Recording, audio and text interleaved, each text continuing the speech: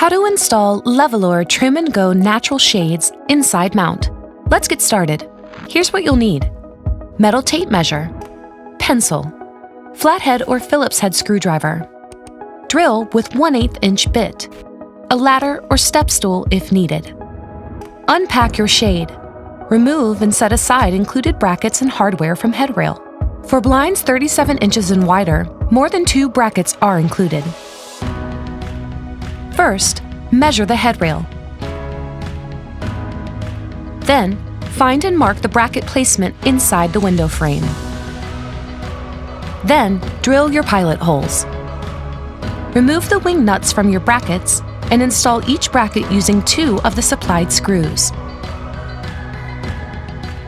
Next, align headrail slots with the brackets and tighten with wing nuts to secure.